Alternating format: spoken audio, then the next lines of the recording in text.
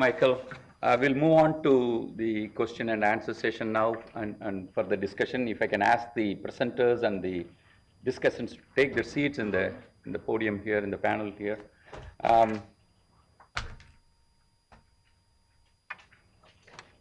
In the meantime, while they are taking their seats, let me also introduce the team that worked on these case studies.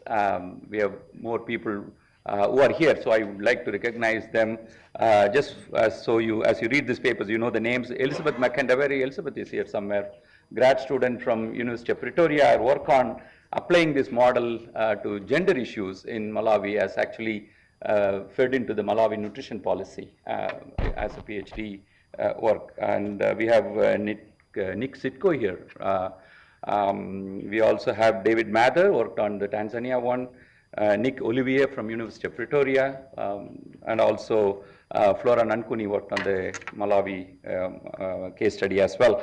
David talked about the tools, and in fact, we didn't present about the tools. We do have user guides and practical tools that we have put together for one tool is for the researchers who can actually take this and apply the concept for their own research. The other tool is for the program managers in the development partner community who can actually think through what they can do on the ground at the country level. So they are also available or soon be available on the web for you to take it and use it for your own purpose. But let me quickly go into the question and discussion, question and answer session here. Please raise your hand, introduce yourself so that other people can talk to you if they are interested in discussing with you. Let me start with you. Sure.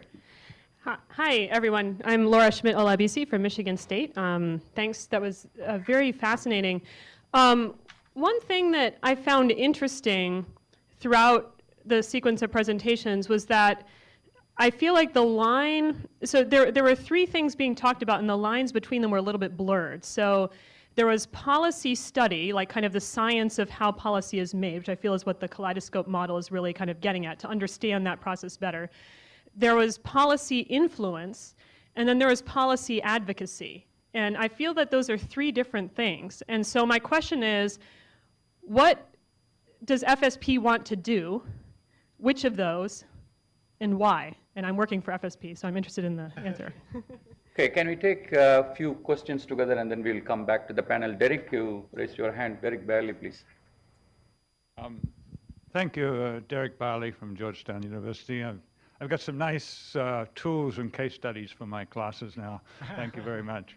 I just wanted to push you, perhaps it's Steve, but the other case studies, a little bit on your fourth ingredient, key element moving forward, institutional reform. Because I think in many cases that may actually be the hardest part. And whether these some institutional reforms, some reforms may be the stroke of the pen, getting rid of an export ban or something. Others require really deep institutional change. And I wonder if these case studies, I'm probably misrepresenting them, but they seem to me a little bit easier on the institutional reform than some of the other things like reforming a research and extension system and so on. So. Okay, we have Jim Umke at the end. Can we get the mic there?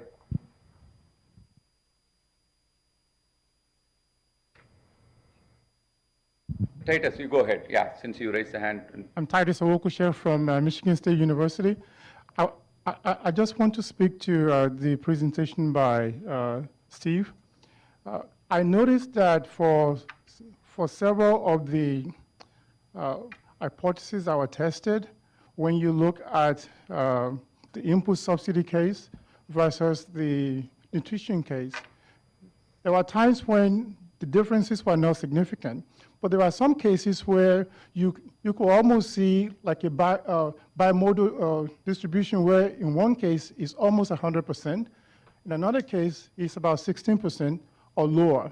And I'm just wondering if that is speaking to a larger issue when you're thinking about reform, looking at the entire food system, that there may be some challenges that are much tougher if you're looking at policies downstream versus policies upstream. Okay, let's give the microphone there, Jim Umke, and then we'll go to the panel.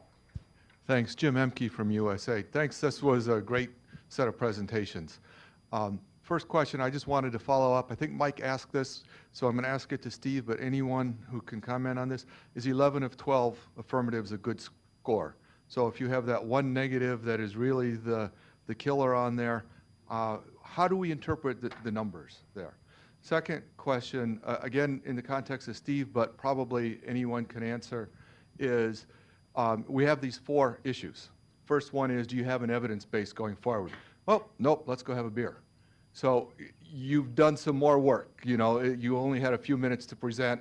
You couldn't go through the nuances, but could you go through a little bit more of, you don't have an evidence base, what do you do? What is your next step as a practitioner?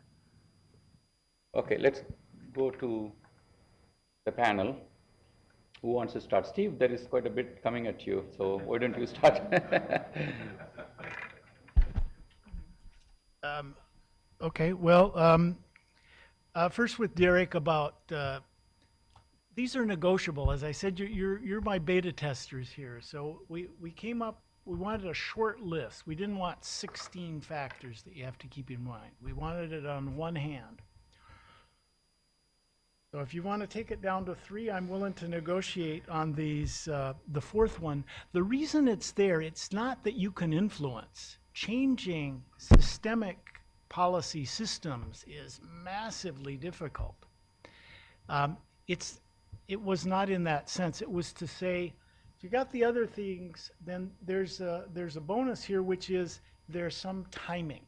If there is a big shift going on, that means there's an opportunity. If there's a new minister coming to town, or a new regime, or if they've set up a new cross-ministerial advisory board, it was not in, I didn't mean to suggest that you could change it, but that by paying attention to these changes, you might pick your moments more carefully.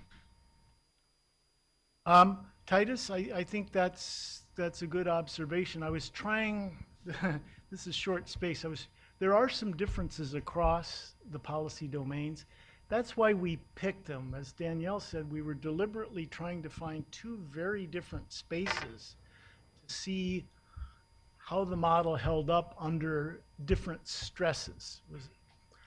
And I was surprised in general with the consistency of the findings. There was more consistency than differences, but I think you're absolutely right that the differences do matter, and they will affect how we apply it in different policy segments.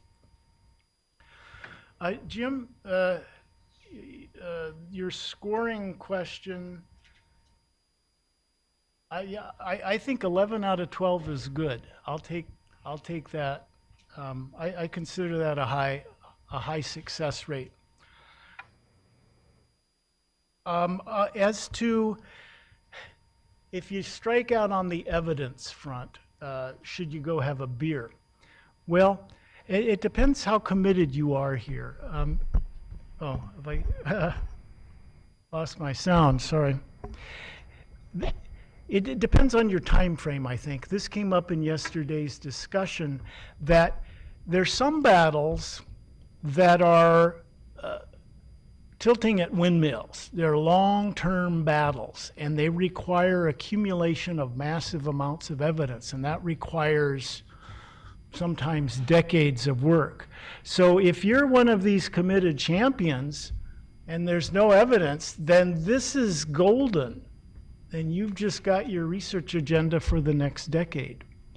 But the purpose of the checklist was to say, if you have a shorter time horizon, if you're Dave Atwood and you have to report to Congress next year on how many policies you changed, then probably you want to pick the ones where you've got 3 out of 4 on your short list.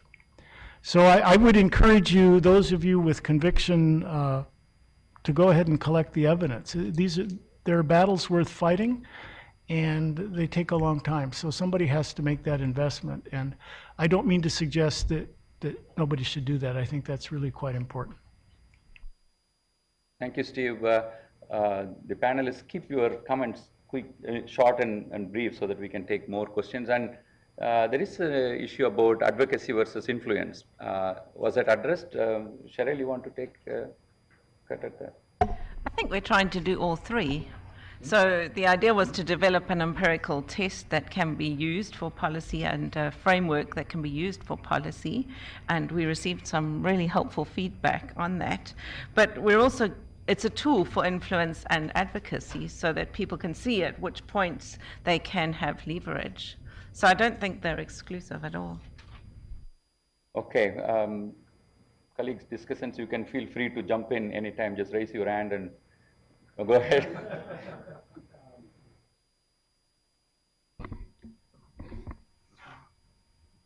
Now it is. Okay, thank you. I actually wanted to respond to Steve and the notion that we might be able to boil this down to 4 key drivers. I think that might be antithetical to the philosophy of the Kaleidoscope model. And in my experience, the policy process is very dynamic, very fluid. Seemingly isolated incidents can tip things. It's nonlinear. So a few examples. Mary Shawa went to the same church as the president. A piece of evidence presented in a meeting could be accepted by the group or could be undermined because of scientific squabbles on some of the details. Or long-standing personality clashes between 2 of the key mid-level players. These policy systems are populated with these kinds of things, and I think the model helps us to keep our eyes wide open. So I think there's a danger of trying to reduce it, especially when we have relatively small n. So let's pose this as a question. Let's accumulate more cases and see if empirically there are some strong patterns, if not key drivers. Okay, thank you, David. Let's take another round of questions. But while we are looking for the hands, I want if Daniel could respond to a few of the discussants' issues that you want to respond. Go ahead and do it now. So I haven't seen the hands, but okay. Okay, I'll be brief. I think we had 2 wonderful discussants, and we're very grateful for your feedback on the model. There were 2 things I wanted to just emphasize a little bit more, I think based on David's comments. One was the concern with the standardization of the reporting. And what we've done is we do actually do kind of keep track, not in the materials you have, but we do have kept track of which interviews confirmed these variables and which secondary documents confirm each of these. So it's quite a in-depth and kind of weighty database, and in terms of figuring out how to disseminate that in a reasonable way, we're still kind of stuck with determining how to do that. But we are cognizant that we need the documentation to support these observations. And I think secondly, you're absolutely correct that there are fuzzy boundaries between the different elements.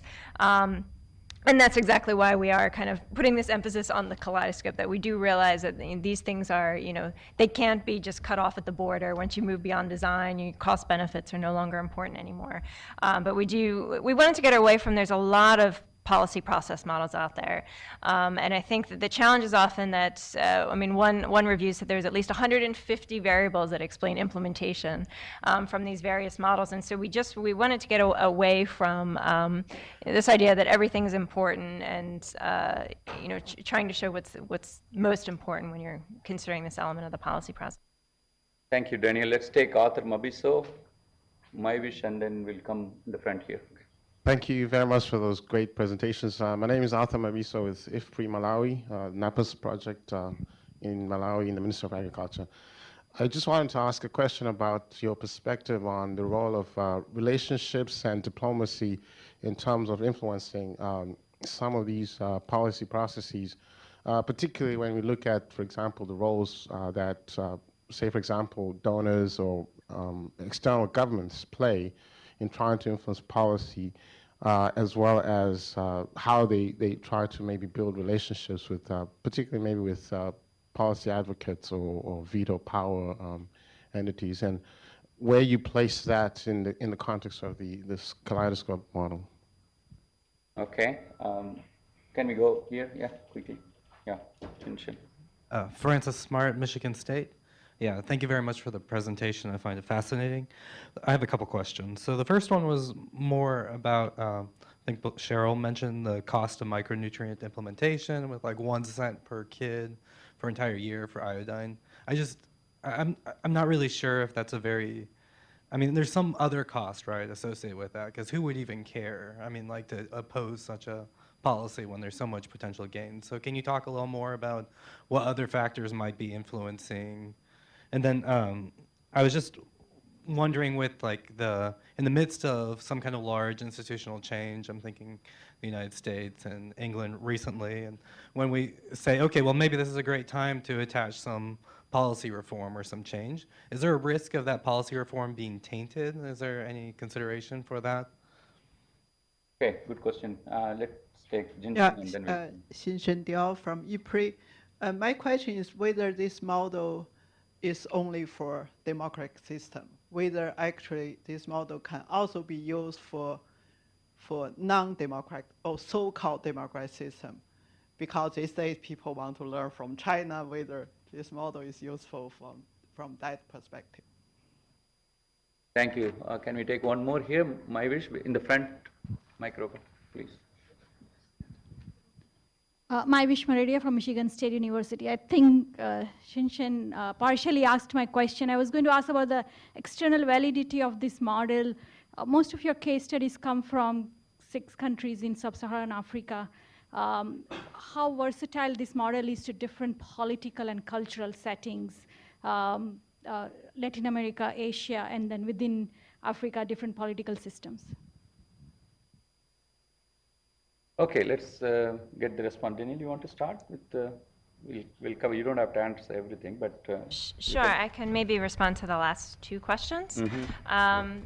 So yes, it is applicable beyond democratic systems, and I think that was one of our reservations about the existing, particularly policy process literature. It's very much based on kind of Western developed country policy processes.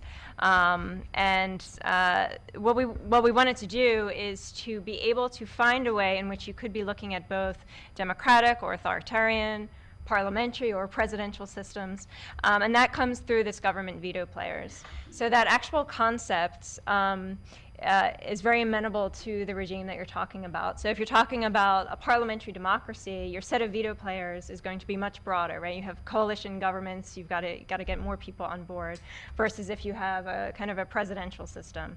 And then the same with a kind of, you can have kind of a military regime in which you do have to get kind of more stakeholders on board versus a, kind of a top-down dictatorship where there's kind of one strong man or woman. So it is amenable, particularly from that element, to different policy systems, political systems. And it definitely, I think it carries also to other regions as well.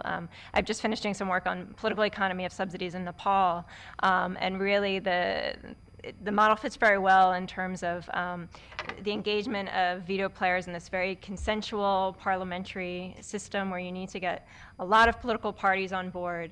And particularly the role of ideology there has been extremely telling in terms of the kind of Maoist history and complete anathema to kind of private sector involvement in the fertilizer supply chain. So I think even though we were motivated by the African case studies, we are seeing that it's traveling quite a bit. Thank you. Cheryl, you want to take the cost of micronutrients issue? Yeah, sure. The costs for actually fortifying food is relatively low, but then what happens is the cost of distribution and the cost of monitoring and checking on what's in it is passed on to the private sector and then through to the consumer. So, but relative to the cost of many other interventions, it is low. So the unit cost is quite low, but there are many, and many of the reasons why countries didn't go into fortification are related to issues about competitiveness with either small mills or that maybe Europe wouldn't accept their fortified product. So that's why there's a lot more interest in biofortification and trying to integrate it in a different way, where there are more wider distribution systems. But what we did see were many instances where Later, knowledge changed the wisdom of what was done. So, for example, Malawi and Zambia went for fortifying sugar with vitamin A, while South Africa said, hey, no ways, sugar's a health issue. So there's a lot more wisdom now with non-communicable disease policies coming through, and the wisdom of following those. The example of tainting, I think, came through very clearly in Zambia, where the president stopped fortification of maize with a multi-mix based on the fact that there were suspicions that it could reduce fertility. It could be a means for contaminating the food supply, so a food safety issue. So unfounded reasons, which really are hard to overcome. So that was just a sudden stop. So I think that gives an example of where the ideologies can change the way in which the policy is implemented. Let me ask Michael, you wanted to answer some of this. Go ahead. Just maybe a quick response to the comment of is it Arthur? About the, where do relationships come into this model? And I think it's a really good question. I think one of the presenters, I think it was Steve, pointed out how many of the variables relate to evidence, right? And so there's a lot of stuff in there about having a powerful advocate, a recognized relevant problem, the evidence on cost benefits and so on. And I think that, the question about relationships is really important there. I think maybe some introspection is in order. I know that in the World Bank, often we're super guilty, but I think probably IFPRI researchers and MSU researchers and Pretoria researchers are equally guilty of often thinking that the evidence speaks for itself.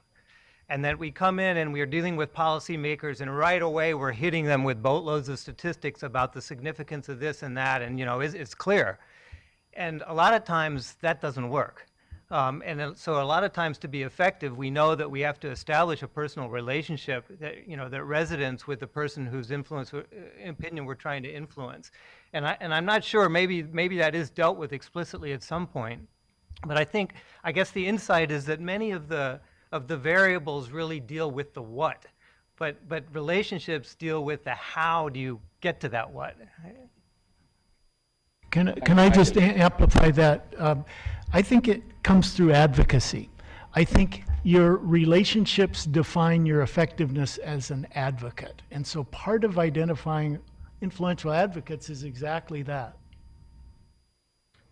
Thank you. We have time for one question, burning question if anyone want to raise, and time for a quick answer. Who is that? Okay, go ahead. My name's Barack Hoffman. I do a lot of political economy work, and I really want to follow up on what we were just discussing from Michael and Stephen, because a lot of times I'll be working for the bank or USAID, and I'll be brought in to deal with a lot of these difficult issues. And rarely do I see missions or World Bank country offices welcoming a recommendation of establish a relationship. You really have to work hard at this issue. You have to get it on the agenda. It takes a lot of time. It takes a lot of effort. So where are we in following that advice in terms of implementing it in our own recommendations, in our own work plans? Thank you. Who is answering that difficult question? Well, I'll take a stab. I don't think it's up to you to form the relationship. I think if you've got the statistics, you've got the evidence, you need somebody that has the relationship. It's not going to be you. You're not going to live long enough to make relationships required in some of these places where we work. So your role is to find like-minded advocates, and among them those with relationships that enable them to be effective.